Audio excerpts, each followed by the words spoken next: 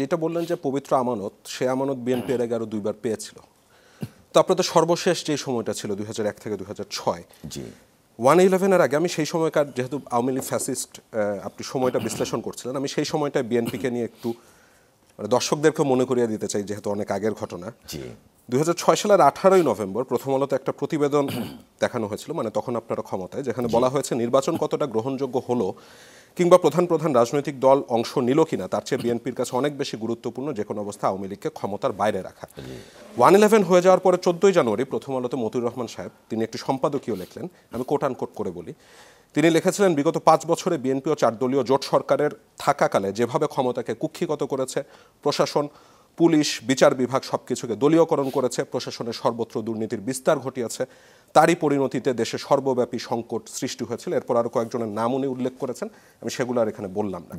2001 থেকে 6-এর যে বিএনপি ছিল এবং এখনকার যে বিএনপি, তার মধ্যে কি আদৌ কোনো গুণগত পার্থক্য হয়েছে? নিশ্চয়ই নিশ্চয়ই। আমি তো দেখছি না, এখনো তো সন্ত্রাসী চাঁদাবাজির অভিযোগ উঠছে। হ্যাঁ, অভিযোগ উঠছে।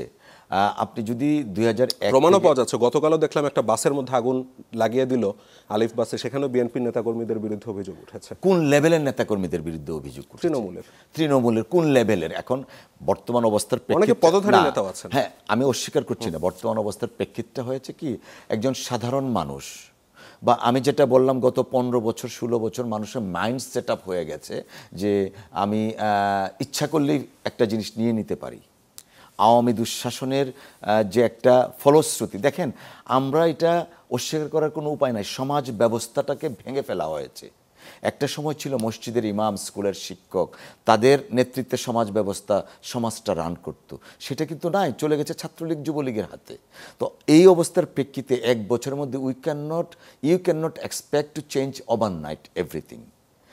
আস্তে আস্তে সেটাকে সহানুভূতি পর্যায়ে যাবে। আর বিএনপির নাম নিয়ে অনেকেই কিন্তু এই কাজগুলো করছে। হয়তো দেখা যায় যে আওয়ামী লীগের যারা দুঃশাসনের নেতৃত্বে পর্যায়ে ছিল তারা দেশ ছেড়ে পালিয়েছে, অনেকেই পলাতক অবস্থায় আছে। বাট তাদের যে যারা দোসর ছিল ছোটোখাটো পর্যায়ে, যারা প্র্যাকটিক্যালি এই সমস্ত রাহাজানিগুলা করতো, তারা কিন্তু কম বেশি আছে। তারা জামাত, বিএনপি বা অনেকের সাথে মিশে গেছে, বা অনেকেই ক্রাইমটা করে বিএনপির নাম দিয়ে চলে আসছে। এবং দুঃখজনকভাবে অনেকেই কিছু না করা সত্ত্বেও বিএনপিকে একটা লেভেলিং করার চেষ্টা করছে। আপনি যেটা বললেন 2001 থেকে 2006 পর্যন্ত, দেখুন একটা দল যখন রাষ্ট্র ক্ষমতায় যায়, আমরা কখনোই সেটা দাবি করা সেন্সিবল হবে না, তার প্রত্যেকটা স্টেপসেই শুদ্ধ। আমরা যদি সেইভাবে বলি যে সমস্ত বিষয়গুলো হওয়া উচিত ছিল না হয়েছে, unfortunately we learn from that mistake. Mistake never been a problem. স্বীকার করবার মতন ম্যাচুরিটিটা তাদের গ্রো করেছে। আমি সেটা বলছি না, mistake never been a problem provided you learn from that mistake.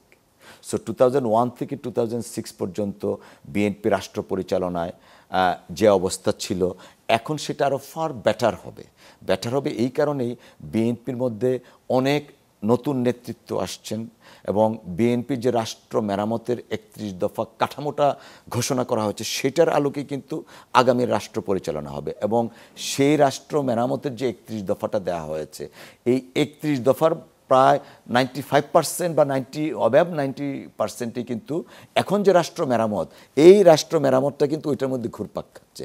অতএব আগামীর বিএনপির রাষ্ট্র পরিচালনা কেমন হবে সেটা তো আপনি 31 দফার মাধ্যমে বুঝতে পারেন। It is our political commitment 31 দফার বাস্তবায়ন। Gradually will do it.